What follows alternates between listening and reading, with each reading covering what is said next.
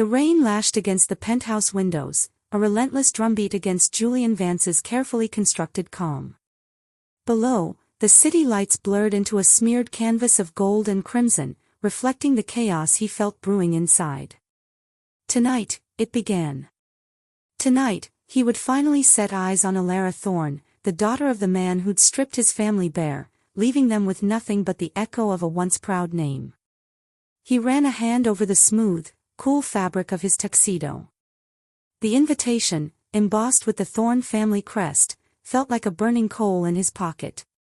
It was a gala, a celebration of the very wealth and influence that had crushed his father's dreams. Perfect. He stepped into the elevator, the quiet hum a stark contrast to the thumping of his own heart. The doors slid open to a cavernous ballroom, already teeming with the city's elite. Crystal chandeliers dripped light onto polished marble floors, reflecting the shimmer of silk gowns and the gleam of expensive watches. A string quartet played a lilting melody, a deceptive soundtrack to the predatory game he was about to play. His eyes scanned the room, searching. Then he saw her. She stood near a towering ice sculpture, a vision in emerald green, her laughter, a bright, clear chime, cutting through the murmuring crowd. Her hair, the color of spun moonlight, cascaded over bare shoulders. Her eyes, even from across the room, sparkled with an almost audacious joy. A jolt, unexpected and unwelcome, shot through him. He'd expected a haughty heiress, a spoiled socialite. He'd built an image of her in his mind, a caricature of the enemy. But this woman, this was something else entirely. A waiter passed, offering a tray of champagne flutes. He took one, the bubbles tickling his nose. He took a fortifying sip, the cold liquid doing little to quell the strange tremor in his hand. He had to remember why he was here. Revenge. Pure, unadulterated, delicious revenge. This woman, no matter how captivating, was merely the first domino. He began to move, a slow, deliberate trajectory across the room, a predator closing in on its unsuspecting prey. He navigated the clusters of chattering guests, offering practiced, empty smiles. As he drew closer, he could hear her voice, warm and melodic. "Oh, honestly, Robert, if you tell me one more time about the merits of offshore banking, I swear I'll introduce you to my grandmother's bridge club. They're far more cutthroat." A man beside her, stout and red-faced, chuckled nervously. Alara turned, her gaze sweeping the room, and for a fleeting moment, her eyes met his. A flicker of surprise, then something akin to curiosity, registered on her face. His heart gave a curious lurch. He held her gaze, a silent challenge, a promise of intrigue. He reached her side, a phantom of a smile playing on his lips. "I couldn't help but overhear. Offshore banking, you say? A fascinating topic, particularly when one considers the ethical implications." Her emerald eyes widened, a spark of amusement dancing within them. "Oh? And what, pray tell, are your ethical implications, Mr. Vance?" "Julian Vance." He offered his hand. Her fingers were cool, slender, and surprisingly firm in his. A brief, almost imperceptible zing shot up his arm. He ignored it. "And my implications lean towards the belief that some conversations are best left for the boardroom, not the ballroom." She pulled her hand away, a playful smirk curving her lips. "A man of mystery, then. I like it. Most men here drone on about their latest acquisitions or their golf handicap." She gestured vaguely at the crowd. "You, however, seem to possess a refreshing cynicism. Only when it's warranted, Miss Thorne." He kept his voice low, a conspiratorial murmur. "And in this room, it's almost always warranted." She laughed, a genuine, uninhibited sound that made heads turn. "You're quite right, of course. My name is Alara, by the way. Though I suppose you already know that, given the circumstances." "Indeed." He raised his glass. "To circumstances, then." May they always be interesting. To interesting circumstances, she echoed, clinking her glass against his. The sound was delicate, like wind chimes. Tell me, Mr. Vance, what brings you to our humble gathering? I don't believe I've seen you at any of my father's previous events. I've been abroad, he lied smoothly, the word tasting like ash in his mouth. Only recently returned. And I confess, I was rather curious about the Thorn Empire. It's quite the talk of the town, even overseas. Oh, it's just father's latest venture, she said, dismissing it with a wave of her hand. He's rather obsessed with expanding his portfolio. I, on the other hand, prefer to expand my knowledge of, well, anything but business. And what, precisely, does that entail? He probed, a genuine flicker of interest stirring beneath his carefully constructed facade. She leaned in, her voice dropping to a theatrical whisper. Currently, it involves mastering the art of competitive cheese rolling. Don't tell father. He thinks I'm attending a pottery class. He almost laughed. A genuine laugh. The thought was startling. Competitive cheese rolling. I confess, I'm intrigued. It's a niche market, I'll grant you, she said, her eyes sparkling.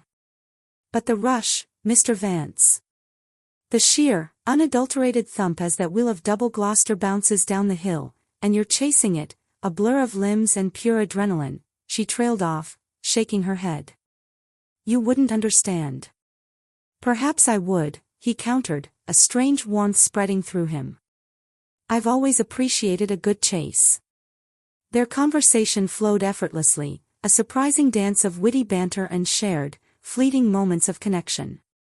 He learned about her passion for obscure historical facts, her bizarre collection of antique teacups, and her dream of opening a bakery specializing in experimental flavors.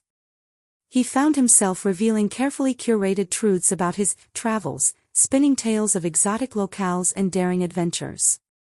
He watched her expressions, the way her eyes crinkled at the corners when she smiled, the subtle tilt of her head when she was listening intently. He'd intended to gather information, to find her weaknesses, to plot her family's downfall. Instead, he found himself simply enjoying her company. Hours passed. The ballroom emptied, guests slowly trickling out into the rainy night. Only a handful remained, lingering over the last of the champagne. Goodness, Alara said, glancing at her watch. It's late. Father will be furious if I'm not home soon. She looked at him, a soft smile on her face. Thank you, Julian. This was unexpectedly delightful. He felt a pang, sharp and unwelcome. The pleasure was all mine, Alara. He paused, then, on an impulse he hadn't anticipated, said, perhaps we could continue this conversation. Over coffee, perhaps. Or, dare I suggest, a cheese rolling competition. Her smile widened. I'd like that very much, Mr. Vance. Call me. She pulled a small, elegant card from a clutch purse and pressed it into his hand. Her fingers brushed his again, and this time, the zing was undeniable. He watched her go, her emerald dress shimmering as she disappeared into the night. He looked down at the card in his hand. Alara Thorne. Her number. He closed his fingers around it, the card warm against his palm. The plan. The revenge. It felt distant. Blurred. Replaced by the vivid image of her laughing face, the sound of her voice, the surprising warmth of her touch. The next few weeks were a blur of stolen moments. Coffee dates turned into long walks in the park, which turned into impromptu cooking sessions at her spacious, art-filled apartment. He learned she was a terrible cook but an enthusiastic eater. He learned she hummed when she was deep in thought, a soft, tuneless melody. He learned she cried at sad movies and genuinely believed in the power of a perfectly baked croissant. He found himself constantly wrestling with his conscience, a battle fought in the quiet hours of the night. Each laugh shared, Each gentle touch, each lingering look from her emerald eyes, chipped away at the hardened shell of his resolve. He was supposed to be a wolf in sheep's clothing, but he was starting to feel like a very confused sheepdog, utterly charmed by the very lamb he was meant to corner. One evening, they were sitting on her balcony, watching the city lights twinkle below. A soft breeze rustled through her hair. "Julian," she began, her voice soft, "you're so private. I feel like I know so much about your preferences for artisanal sourdough and your bizarre aversion to polka dots, but so little about you." He stiffened, his carefully constructed facade threatening to crack. "What do you mean?" "Your family, for instance," she continued, oblivious. "You never talk about them. Or where you've really been all these years. It's like you sprang fully formed from a very stylish, very mysterious travel brochure." She chuckled softly. He took a slow breath. "My family, it's a long story, Elara. Not a particularly happy one." "Oh," she said, her voice laced with concern. She reached out, her hand resting gently on his arm. "I'm sorry. I didn't mean to pry." "No," he said, his voice rougher than he intended. "It's fine. It's just complicated." He looked at her, truly looked at her, and the words, the truth he had guarded so fiercely, almost spilled out. "Your father ruined us. He took everything. And I came here to make him pay, but the words caught in his throat, replaced by a different truth, one that terrified him more than anything. "I'm falling in love with you." He cleared his throat. "It's getting late. I should go." She squeezed his arm. "Stay. Just a little longer. I'll make tea. My grandmother's special blend. It cures all woes, she says." He stayed. He always stayed. And with each passing day, the lines between his mission and his heart blurred further. He found himself fantasizing about a future where the Thorn name held no bitter meaning, a future where he could simply be Julian, and she could be Elara, and their laughter would fill a home, not a battlefield. The turning point came when he finally met her father, Marcus Thorn. It was a charity auction, and Elara had insisted he accompany her. Marcus Thorn, a man whose face had haunted his nightmares for years, was exactly as he remembered, sharp-eyed, impeccably dressed, radiating an aura of ruthless power. "Ah, Elara, darling," Marcus boomed, embracing his daughter. "And this must be the mysterious Mr. Vance you've been telling me about." He extended a hand, his grip firm, almost challenging. "Marcus Thorn. A pleasure." Julian took his hand, his jaw clenching. The touch sent a jolt of ice through him, momentarily overriding the warmth Elara had instilled. "Julian Vance. The pleasure is mine, Mr. Thorn." The words tasted like ash. Marcus's eyes, cold and assessing, swept over him. "Vance, Vance. The name sounds familiar. Any relation to the old Vance textiles? They went under years ago, didn't they? Shame. Good honest people, as I recall." Julian's blood ran cold. He felt Elara's eyes on him, a flicker of curiosity in their depths. He forced a smile. "A distant branch, Mr. Thorn. Very distant. We dealt in entirely different fabrics." He saw a flicker of something in Marcus's eyes, recognition. Or just a passing thought. He couldn't tell. But the encounter was a stark reminder of his true purpose. The bitter taste of his family's ruin, the years of struggle, the burning desire for justice, it all flooded back, threatening to drown the fragile new emotions he felt for Elara. That night, alone in his penthouse, the storm raged not outside, but within him. He paced, the polished floors cold beneath his bare feet. He pulled out the old newspaper clippings, yellowed and brittle, detailing the demise of Vance Textiles, the unfortunate business dealings with Thorn Industries that had led to their collapse. His father's face, etched with despair in a grainy photograph, stared up at him. Julian. He spun around. Elara stood in his doorway, her hair disheveled, her eyes wide with concern. She was wearing a soft, oversized sweater and sweatpants, looking utterly out of place in his stark, modern apartment. Elara. What are you doing here? He asked, his voice tight. I couldn't sleep, she said, her voice barely a whisper. You left so abruptly tonight. Anne. I had a feeling. A bad one. Her gaze fell on the scattered papers on his coffee table. Her eyes widened, focusing on the headlines. Vance Textiles. Father, she looked up at him, her face paling. Julian. What is this? He knew, in that moment, that the time for pretense was over. The dam had broken. He picked up a clipping, his fingers trembling. This, Elara, is my family. This is what your father did to them. His voice was low, laced with a bitterness he hadn't thought he could suppress. He didn't just deal with them. He swindled them.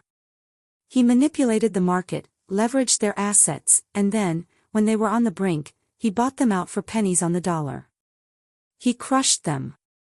He crushed my father's spirit. He took everything. Her breath hitched. No. No, my father wouldn't. Wouldn't he? He scoffed, a mirthless laugh escaping his lips. He's a ruthless man, Elara. He built his empire on the ashes of others. My family was just one of many. He tossed the clipping onto the table. And I came back to make him pay. To dismantle his empire piece by piece, just like he did to mine. He looked at her, his eyes hard. I came back for revenge. Her face was a mask of shock, then disbelief, then a dawning, terrible understanding. You used me. Her voice was barely audible, a fragile whisper. All this time, everything, it was a lie. He winced. No. Not everything. He took a step towards her, his hand reaching out. Elara, I swear, what started as a means to an end, it changed. You changed it. I fell in love with you. She flinched away from his touch as if burned. Love? You speak of love while plotting my family's ruin. While lying to my face every single day. How dare you? Her voice rose, raw with pain. How dare you even utter that word? It's true, he pleaded, his voice thick with desperation. I know it sounds impossible, but it is. I hated him, Elara. I hated him with every fiber of my being. And then I met you. And you were everything I didn't expect. You were kind, and funny, and real. And I couldn't stop myself. I fell in love with you, even knowing what I was here to do. Tears welled in her eyes, spilling down her cheeks. This is a nightmare. This is a cruel, twisted joke. She backed away, her hands pressed against her mouth, as if to stifle a scream. Get out. Get out of my sight. Elara, please, he begged, his voice cracking. Let me explain. Let me. Explain what? She sobbed. Explain how you plan to break my heart while simultaneously destroying my family. There's nothing to explain, Julian. You're a liar. You're a monster. Her voice broke on the last word. She turned and fled, the soft thump-thump-thump of her bare feet echoing in the silent apartment as she ran down the hallway. He heard the click of the front door, the finality of it. He stood there, amidst the wreckage of his revenge plan and his heart, the old newspaper clippings scattered around him like fallen leaves. The triumph he had always envisioned, the sweet taste of victory, was now replaced by a gaping, aching void. He had won the battle for his family's honor, perhaps, but he had lost everything else. Days turned into weeks. He initiated the legal proceedings, armed with the evidence he'd meticulously gathered over years. The news of the Thorne family's impending downfall spread like wildfire through the city's elite circles. Marcus Thorne was furious, his carefully constructed facade crumbling under the weight of the accusations. Julian heard the whispers, saw the headlines, Thorne Empire on the brink, Vance family seeks justice. He was getting his revenge. But it felt hollow. He saw Elara once, from a distance, at a coffee shop. She was with friends, her face pale, her laughter absent. Their eyes met for a fleeting second. Her expression was cold, devoid of warmth, a stranger's gaze. It was a dagger to his heart. He drank too much, slept too little. The satisfaction he'd craved was replaced by a gnawing emptiness. He had his justice, but at what cost? He missed her laugh, her hums, her terrible cooking, her ridiculous stories about cheese rolling. He missed her. One evening, he found himself outside her apartment building. It was late, the city quiet. He knew it was futile, that he had no right, but a desperate hope clawed at him. He saw a light in her window. He hesitated, then walked to the intercom. His finger hovered over her name. He couldn't. He just couldn't. He turned to leave, his shoulders slumped, when the building door opened. Elara stepped out, a small bag clutched in her hand, her eyes red and swollen. She looked utterly exhausted. She didn't see him at first. She just stood there, taking a shaky breath, then started walking down the street, her pace slow and aimless. He followed her, a silent shadow. She walked for blocks, eventually finding herself in a small, deserted park, the one they used to visit. She sat on a bench, her head in her hands, her shoulders shaking. A soft, heartbroken moan escaped her lips, a sound of utter despair that tore through him. He couldn't bear it. He walked over, his footsteps soft on the damp grass. He sat beside her, leaving a small space between them. She flinched, looking up, her eyes wide with surprise and a flash of fresh pain. "Elara," he said, his voice raw. She scrambled to her feet. "What are you doing here? Get away from me." "I can't," he said, his voice thick. I can't." He stood too, facing her. "I know I hurt you. I know I betrayed you. And I deserve your hate. But I can't live with this, Elara. I can't live knowing I destroyed everything between us." "You did this," she whispered, tears streaming down her face. "You chose revenge over me." "No," he countered, his own voice cracking. "I chose revenge before I knew you. And then, when I knew you, I was trapped. I was a coward. I didn't know how to stop. I tried to separate the two, to keep them apart, but they became intertwined. And I chose badly, Elara. I made the worst mistake of my life." He took a step closer. "I love you. I loved you then, and I love you now. And I'm so sorry for the pain I've caused you." She stared at him, her chest heaving. "How can I believe you? How can I ever trust you again?" "You don't have to," he said, his voice quiet. "Not now. Maybe not ever. But I had to tell you. I had to tell you that this revenge, it feels like dust in my mouth without you. It means nothing. I destroyed your father's empire, yes. But I destroyed my own happiness in the process." He reached out, slowly, his hand hovering near her face, not quite touching. "I'd give it all back, Elara. Every single victory, every single dollar recovered, if it meant I could go back to that first night, and just be Julian Vance, and meet Elara Thorne, without the shadow of the past between us." A tear slipped from her eye, tracing a path down her cheek. She didn't pull away from his hand. He gently wiped the tear with his thumb, his touch light, hesitant.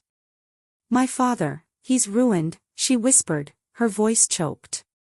I know, he said, his gaze unwavering. And I know that's hard for you.